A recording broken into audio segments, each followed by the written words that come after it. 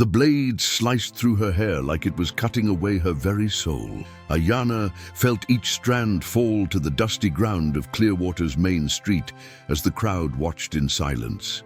Her long black hair, once braided with the stories of her ancestors, now lay scattered like fallen leaves beneath the wooden platform where she knelt. The morning sun cast harsh shadows across the faces of the townspeople, some averting their eyes, others staring with the cold curiosity of those who had forgotten what compassion looked like.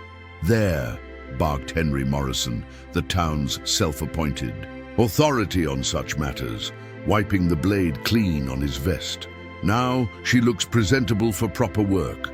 His words carried the weight of a man who believed himself righteous, though his actions spoke of something far darker. The year was 1887, and in this corner of Montana Territory, justice wore the face of whoever held the most land and the loudest voice. Ayana kept her eyes fixed on the ground, watching her severed hair catch in the morning breeze. Each gust carried away pieces of who she had been just hours before. She was 17, the last of her family after the fever had claimed her parents and younger brother the previous winter. With no one to speak for her, and debts her father had supposedly owed to local merchants, she had become what Morrison and his associates called available labor. But what everyone else knew was something far more sinister. The platform creaked under Morrison's boots as he addressed the gathering crowd. "This girl here has been prepared according to territorial guidelines for domestic service. Strong back, young enough to learn proper ways, and now with appearance suitable for decent households." His voice carried across the dusty street where merchants had gathered for what they politely called a labor auction, but was nothing more than human trafficking dressed in legal paperwork. Dr. William Hensley, the town's physician and Morrison's business partner, stepped forward with a leather-bound ledger. "Bidding starts at $40 for a 5-year contract," he announced, his medical oath apparently forgotten in the face of profit. "She can cook, clean, and has been checked for good health." The way he spoke about her, as if she were livestock, made Ayana's stomach turn. But she had learned long ago that resistance only brought harsher treatment. From her position on the platform, Ayana could see the entire main street of Clearwater stretching before her. The town had grown around the railroad depot, with wooden buildings lining both sides of the wide dirt road. The general store, the saloon, the bank, and the church all stood as monuments to the settlers' determination to tame this land, regardless of who had called it home before their arrival. Behind the buildings, the vast Montana landscape rolled away in all directions, painted in shades of gold and amber under the morning sky. 45, called out Martha Brennan, the banker's wife, known for working her help harder than most. Her voice cut through the murmur of the crowd like a knife through fabric. Ayana closed her eyes, trying to block out the sound of her future being decided by strangers who saw her as nothing more than property to be purchased. 50, counted James Fletcher, who owned the largest cattle ranch in 3 counties and had a reputation for cruelty that extended far beyond his treatment of livestock. The crowd stirred at his bid, and Ayana felt her heart sink further. Stories of what happened to young women who worked for Fletcher rarely had happy endings. Morrison smiled, clearly pleased with the competition. $50 for 5 years. Of service. Do I hear 55? His eyes scanned the crowd hungrily, already calculating his percentage of the final sale.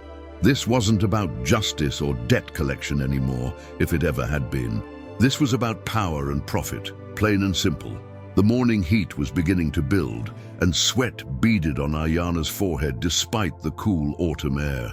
Her white cotton dress, the only garment Morrison had deemed appropriate for the sale, felt like a shroud against her skin.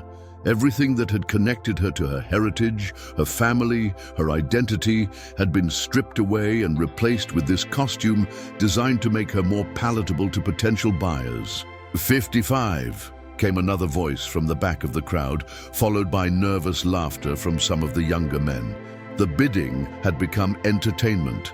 a spectacle that revealed the moral bankruptcy of a community that could watch a young woman's freedom be sold to the highest bidder without a single voice raised in protest.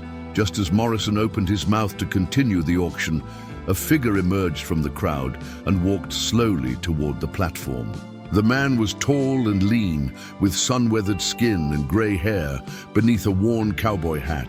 His boots made no sound on the packed dirt as he approached, and something in his manner caused the crowd to fall silent. He wore simple clothes, a blue work shirt and brown pants, but carried himself with a quiet dignity that seemed to command respect without demanding it.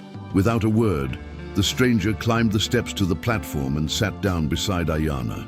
He didn't look at her, didn't speak to the crowd, didn't acknowledge Morrison's sputtered protests. He simply sat in silence, his presence transforming the entire scene in ways that no one, including Ayanna herself, could have anticipated. The silence stretched like a taut rope across the platform. Morrison's face flushed red as he stared at the stranger who had dared to disrupt his carefully orchestrated sale. "Sir, you need to step down immediately. This is official territorial business." His voice cracked slightly, betraying the uncertainty beneath his bluster. The stranger didn't respond, didn't even turn his head. He simply sat with his hands resting on his knees, his gaze fixed somewhere beyond the crowd. Dr. Hensley stepped forward, his medical bag clutched like a weapon. "Thomas McKenna, what do you think you're doing?" The name rippled through the crowd in whispers. Everyone in 3 counties knew McKenna, though few had spoken to him directly. He owned a modest ranch about 10 miles north of town, kept to himself, and had a reputation for fairness that was almost legendary in a territory where fairness was often considered a weakness. McKenna finally spoke, his voice quiet but carrying clearly across the hushed crowd. "I'm sitting." The simplicity of his statement somehow made it more powerful than any grand speech could have been. Ayanna felt something shift inside her chest, a tiny spark of something she hadn't felt in months. Hope was too strong a word, but perhaps it was the faint possibility that not everyone in this town had forgotten what decency looked like. "You can't just sit there," Morrison sputtered, his carefully constructed authority beginning to crumble. "This girl owes debts to the community, legal debts that must be satisfied through labor contracts." He waved the papers in his hand as if they were holy scripture, but the gesture looked increasingly desperate rather than authoritative. McKenna turned slowly to look at Morrison for the first time. His blue eyes were steady and calm, like deep water on a windless day. "Show me the debts." The challenge in his voice was subtle but unmistakable. Morrison clutched the papers tighter, and Ayanna noticed his hands were trembling slightly. She had seen those papers before, had watched him write numbers on them the night before, but she had never been allowed to read them herself. "The debts are clearly documented," Dr. Hensley intervened, moving closer to the platform. "Medical services for her family during their final illness, store credit for food and supplies, and burial costs for 3 graves. The total comes to $137, well documented and witnessed." His voice carried the authority of education and social position, but something in McKenna's expression made him sound less certain than he intended. "I'll pay the debts," McKenna said simply. The crowd stirred, murmurs rising like wind through wheat fields. No one had expected this development. Ayanna felt her heart skip, but she forced herself to remain still. She had learned not to trust sudden changes in fortune, not to believe in rescue, until it was real and permanent. Morrison's face went from red to purple. "You can't just buy her outright. There are proper procedures, territorial guidelines for labor contracts. She needs to be properly placed with a suitable family for training in civilized ways." The words tumbled out faster now, revealing the panic beneath his righteous facade. "I'm not buying her," McKenna replied, his voice still maddeningly calm. "I'm paying her family's debts. What she does after that is her own business." He reached into his vest pocket and withdrew a leather wallet, old and worn but thick with bills. The crowd pressed closer, necks craning to see what would happen next. Fletcher, the cruel rancher who had been bidding earlier, pushed his way to the front of the crowd. "Now hold on, McKenna. I've got $50 already bid on this girl's contract. You can't just come in here and disrupt legitimate business." His voice carried the threat of violence that everyone in the territory had learned to recognize. Fletcher had killed men for less than the humiliation McKenna was causing him. McKenna stood slowly, his hand resting casually on the grip of the pistol at his hip. He wasn't threatening anyone, but the gesture reminded everyone that he wasn't defenseless either. "James, I suggest you consider your next words very carefully." The temperature on the platform seemed to drop 10 degrees. Even Fletcher, for all his reputation for brutality, knew better than to push McKenna too far. Ayanna watched this exchange with growing amazement. In her 17 years, she had never seen anyone stand up to Morrison and Fletcher simultaneously. The territorial government might have given these men legal authority, but McKenna carried something more powerful: moral authority backed by the quiet confidence of a man who had nothing left to prove and nothing left to lose. The crowd waited in perfect silence, sensing that they were witnessing something that would be talked about for years to come.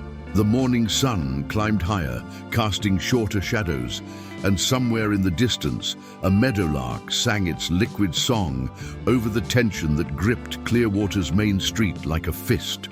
Dr. Hensley stepped between McKenna and Fletcher, his medical bag held defensively across his chest. "Gentlemen, let's resolve this through proper channels.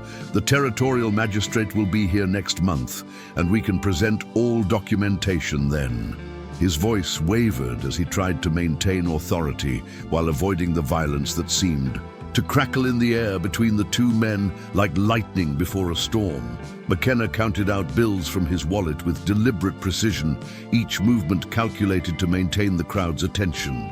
$137, he said, placing the money on the wooden crate that served as Morrison's makeshift desk. "Plus interest. Call it $150. The extra $13 lay there like a challenge. More money than most people in Clearwater saw in 6 months. Morrison stared at the money as if it might disappear if he blinked.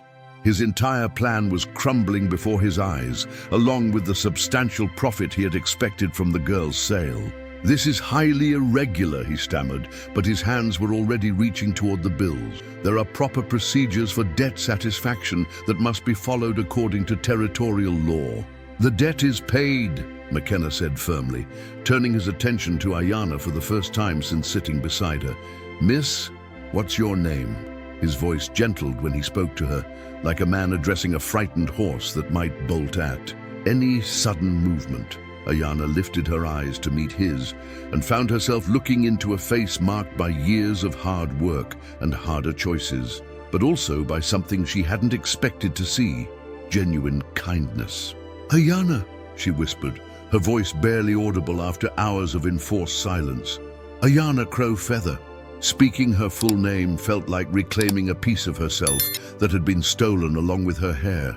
"Miss Crow-Feather," McKenna said, treating her name with the respect it deserved. "Your family's debts are settled. You're free to go wherever you choose." The words hung in the morning air like a benediction, and Ayanna felt tears she had been holding back all morning begin to threaten her composure. Fletcher's hand moved toward his gun, but stopped when he noticed that half a dozen men in the crowd had moved their hands to their own weapons. McKenna's reputation for fairness had earned him more friends than Fletcher's brutality ever would. "This isn't over, McKenna," Fletcher growled, but he was already backing away from the platform. "Mark my words, this isn't over. It is for today." McKenna replied calmly, pocketing his now lighter wallet. He offered his hand to help Ayanna stand, and she took it gratefully. Her legs felt unsteady after kneeling on the hard platform for over an hour, and the relief of being able to move freely made her momentarily dizzy. The crowd began to disperse, disappointed that their morning's entertainment had ended without the violence they had secretly hoped to witness. Morrison gathered up the money with shaking hands, glancing nervously between McKenna and the gathering storm clouds that had begun to build on the western horizon. "This sets a dangerous precedent," he muttered. but no one was listening anymore. As the platform emptied, McKenna bent down and gathered up the scattered pieces of Ayana's hair from the dusty boards. The gesture was so unexpected and gentle that she felt her careful composure finally crack. Tears spilled down her cheeks as she watched this stranger treat the remnants of her heritage with more respect than anyone had shown her in months. "I'm sorry they did this to you," he said quietly, holding out the gathered hair. "I know it means more than just hair." His understanding caught her off guard. Most white settlers dismissed native customs as primitive superstition, but McKenna spoke as if he truly grasped the significance of what had been taken from her. Ayana accepted the hair with trembling hands, holding it against her chest like a precious relic. "Thank you," she managed, though the words felt inadequate for what this man had just done for her. He had given her back not just her freedom, but her dignity, and perhaps most importantly, her hope that goodness still existed in the world. "What will you do now?" McKenna asked, and Ayana realized she had no answer. Freedom was a gift she hadn't expected to receive, and she had made no plans for a future beyond survival. Her family was gone, her tribal connections severed, and she had nowhere to go in a territory that saw her as either property or threat. Before she could respond, the first fat raindrops began to fall from the darkening sky, spattering the dusty platform with dark spots that looked like tears. The storm that had been building all morning was finally ready to break, and Ayana felt as if the sky was weeping for everything she had lost and everything she had just regained. McKenna looked up at the threatening clouds, then back at her. "Miss Crowfeather, I have a proposition for you if you're willing to hear it." Thunder rumbled in the distance, and the wind picked up, swirling dust devils across the now empty main street. Whatever he was about to offer, it would change both their lives in ways neither of them could imagine.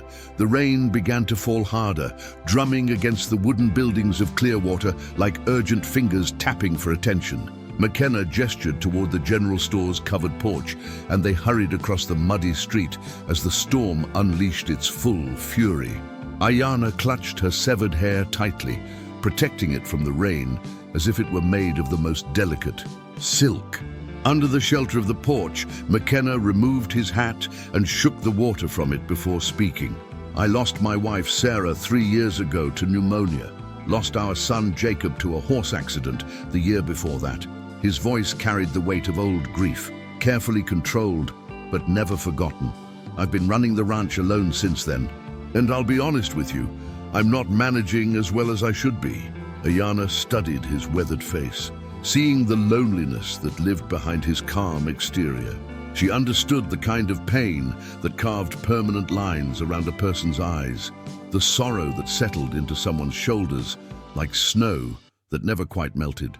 "I'm sorry for your losses," she said softly, meaning every word.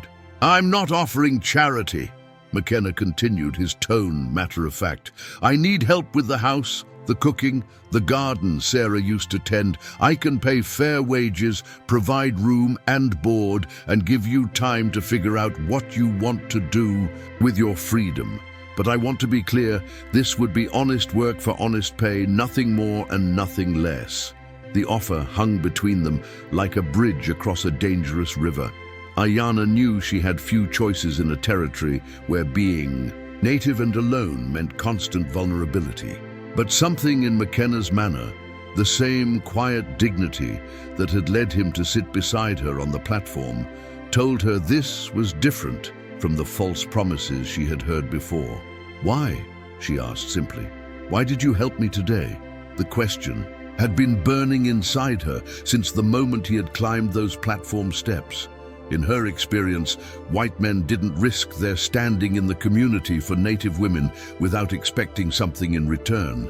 McKenna was quiet for a long moment, watching the rain cascade off the porch roof like a curtain between them and the rest of the world. "My Sarah was 1/4 Cherokee," he said finally. "Her grandmother had been forced to walk the Trail of Tears as a child. Sarah never talked about it much, but I saw how some people looked at her when they found out. I saw the way they treated Her different, like she was less than human. The revelation hit Ayanna like a physical blow. In 3 years of widowhood, McKenna had probably watched the same prejudice that had led to her situation today, had seen how easily people could justify cruelty when they convinced themselves their victims weren't fully human. "She would have wanted you to help me," Ayanna said, "and it wasn't a question. She would have done it herself if she'd been there," McKenna replied with absolute certainty. Sarah never could stand to see anyone treated unfairly, regardless of what it cost her. She used to say that a person's worth wasn't measured by their bloodline, but by how they treated others when no one was watching. Through the rain, they could see Morrison and Dr. Hensley huddled in the doorway of the bank, probably planning their next move. Fletcher had disappeared entirely, but men like him didn't forget humiliation easily. McKenna's intervention had made him enemies, and Ayanna realized that accepting his offer meant sharing that danger. "It won't be easy," she warned him. "People like Morrison and Fletcher won't forget what happened today. They'll make trouble for anyone who helps me." She had to give him the chance to reconsider, even though the thought of facing an uncertain future alone terrified her. McKenna smiled for the first time that day, and the expression transformed his entire face. "Miss Crowfeather, I've been dealing with men like that my whole life. The only difference is that now I'll have help with the cooking while I do it." His gentle humor made her realize that beneath his serious exterior lived a man who had once laughed often before grief had taught him to guard his heart. The storm was beginning to pass, leaving the air clean and fresh with the scent of rain-washed earth. Ayanna made her decision with the same quiet certainty that had marked every important moment in her life. "I accept your offer, Mr. McKenna, but I have conditions of my own." She surprised herself with her boldness, but freedom meant having the right to set boundaries. "Name them," he said simply. "I want to keep my name, my customs, and the right to leave if I choose. I won't pretend to be something I'm not, and I won't hide what I am." The words came out stronger than she had expected, carrying the accumulated strength of 17 years of survival and the new hope that McKenna's kindness had kindled. "Agreed," McKenna said without hesitation. Sarah always said that trying to change who you are for other people's comfort was like trying to dam a river with your bare hands. Eventually the water finds its way through. He offered his hand to shake on their agreement, treating her as an equal partner rather than a rescued victim. As they shook hands, Ayanna felt something shift inside her chest, a loosening of the tight knot of fear and despair that had lived there for so long. She was still alone in the world, still facing an uncertain future in a hostile territory, but she was no longer helpless. McKenna's silent gesture on the platform had given her back more than her freedom. It had restored her faith in the possibility that kindness could still exist between people who were supposed to be enemies. 6 months later, as Ayanna tended the garden Sarah had planted and watched McKenna repair the fence that surrounded their modest ranch, she often thought about that morning in Clearwater. The revolution McKenna had started with his silence had been smaller than anyone might have expected, but perhaps that was what made it so powerful.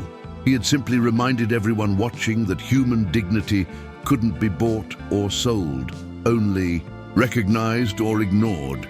The town had eventually moved on to other scandals and controversies, but the story of the rancher who sat in silence beside a native girl had become legend. And sometimes, late at night, when the wind carried stories across the Montana plains, Ayanna could swear she heard Sarah McKenna's laughter, blessing the life they had built together, one quiet act of courage at a time. If you enjoyed this story of courage, dignity, and unexpected kindness, make sure to subscribe to our channel for more powerful tales from the American frontier. What did you think of McKenna's quiet revolution? Share your thoughts in the comments below and let us know what other untold stories from history you'd like us to explore. Don't forget to hit that bell icon so you never miss our latest uploads, and share this story with someone who believes in the power of standing up for what's right, even when no one else will.